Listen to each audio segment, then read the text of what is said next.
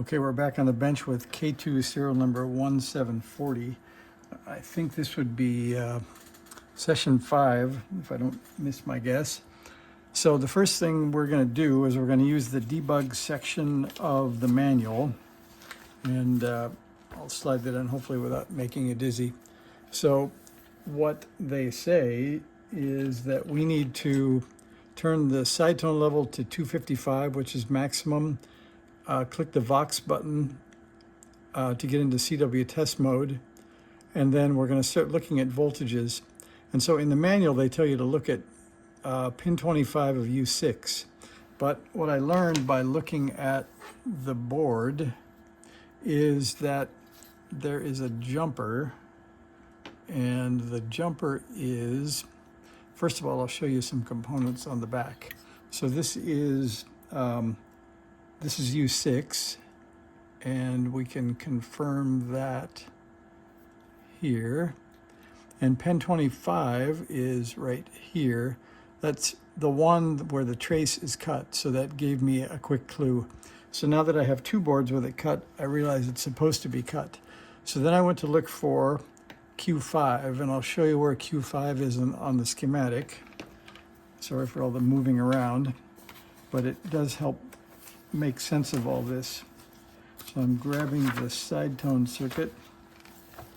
So coming in again, the sidetone circuit is right here, and we used to get the tone from here, pin 25.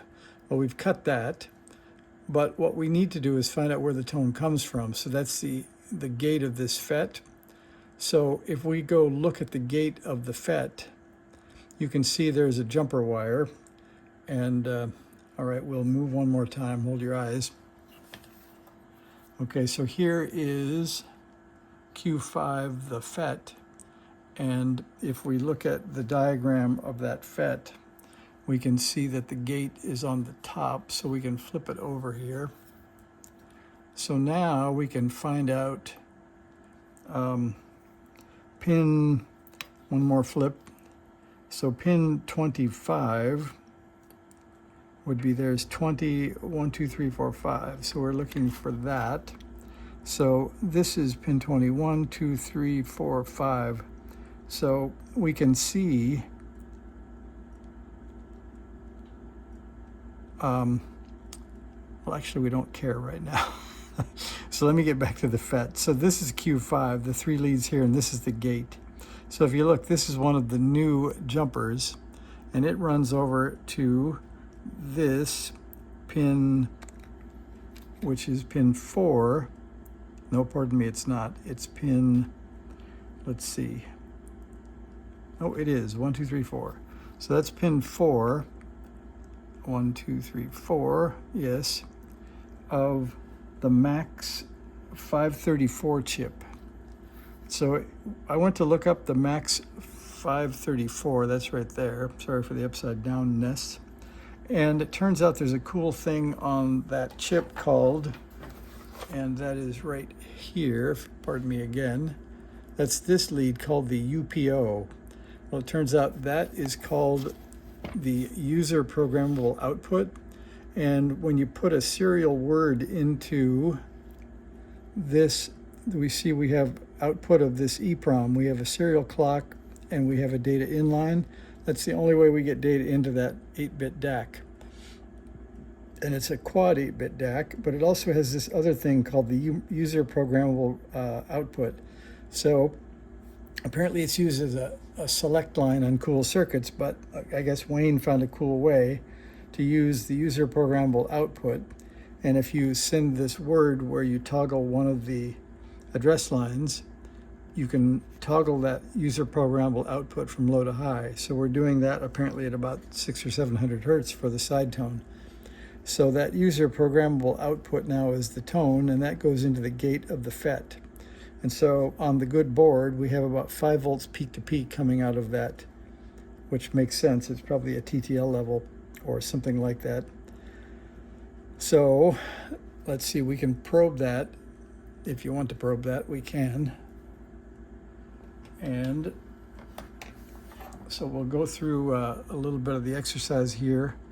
to go into the menu mode, and we'll find, if you can see that or not, but you can trust me, I'm setting Sidetone level. And then let's see, we have the speaker plugged in, but that's all. I haven't connected anything else, and even the audio filter board isn't in. But if we look, we don't need it, because one more look here at the schematic, you can see that the Sidetone will come through this circuit here and come around the side and go directly into pin 8 of the LM380. So none of this audio stuff coming in from the product detector. That's these two jumpers that we would normally need to get radio signal through it, we don't need, because we're only trying to fix the Sidetone, which comes around the side here. Coincidentally, the Sidetone is on the side. So we will probe some representative places. Maybe it's easiest to probe the UPO. I'll show you that. And then if we can get to it, I'll look around and see if we can probe. I think I found I can probe pin 7 of this resistor pack, and I can probe pin 8 of the LM380. It's a little bit harder to get in there, but we'll try that. So let's see. We have, I believe the good board is in, and we need to set the Sidetone level. There it is, and we'll edit. There we go.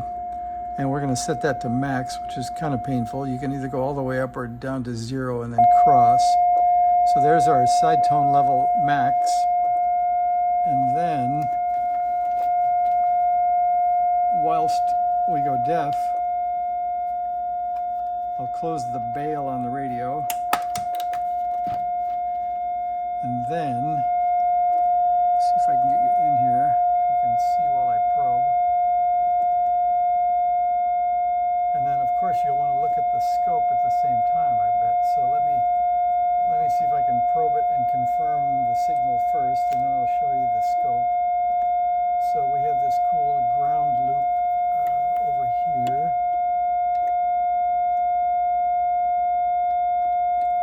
Like that. And here is the max 534. And I believe I can lift up and probe in 1, 2, 3, 4, right there. Yes, and that's a 5-volt peak-to-peak square wave at about 690 hertz. So I'll try to hold that and show you. That is over there on the scope, so you can see that's a nice square wave. And then if I move to the FET output, I think that's here. And you can see it looks similar, but it's sort of got a, whoops, sorry about that, it's got a chop on it, but it's still about 5 volts peak to peak. So there's plenty of signal coming out of that. And then, let's see, I'll take a break on the Sidetone. Sorry about that. I think we'll unplug the speaker after this because we know it's working.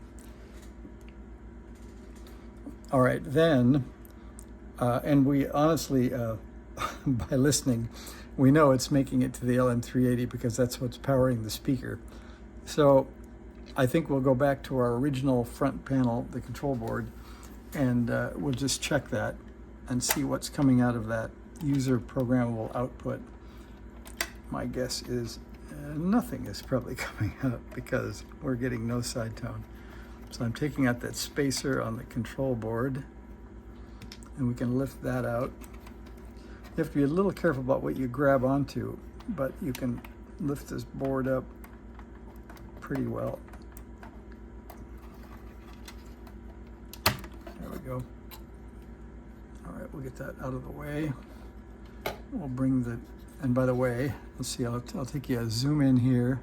So there is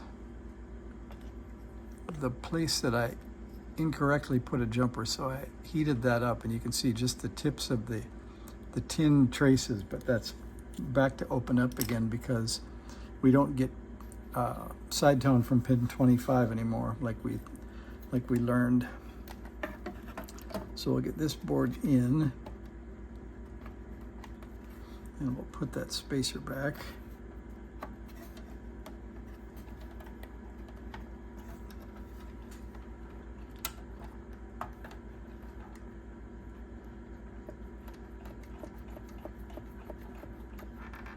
All right, that's in. Then we can confirm that we don't have any sidetone, so I'll do that first. So I'll power it up, and I'll hit spot, and there's no sound. And I'll quickly check to see if when I hit menu, sidetone level is still set to 253, so that's good. And I'll go back and hit spot again.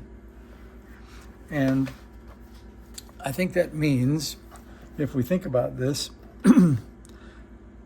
that the way we get a tone out of this is by programming this EEPROM and sending serial data to this chip. So I'll probe that pin 4, but I think we will know nothing is coming out. And then, let's see, we'll do that. I'll probe pin 4. Then the only thing I can think of is we can try a factory reset to get restore back to factory defaults, and that might reprogram that EEPROM so that something may come out of our sidetone. Need more light.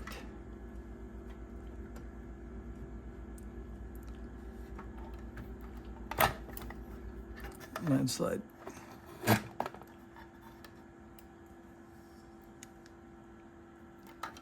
All right. Just a sec here. Get my hand in the light, but at least I can get pin 4. Okay, so there's absolutely nothing coming out of pin 4, even with the sidetone set to max. So that confirms that. So I went online and I looked at the factory reset, and that is hold downs buttons 4, 5, 6 and power up the radio.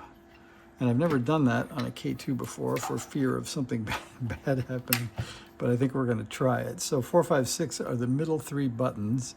So we're going to unplug our K2. I'll put this back on the anti-static down there on the other radio.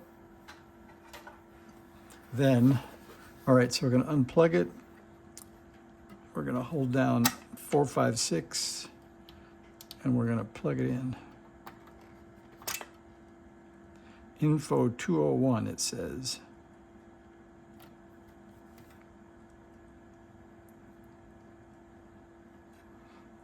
I'm not sure if that's good news or not. It certainly doesn't look like it.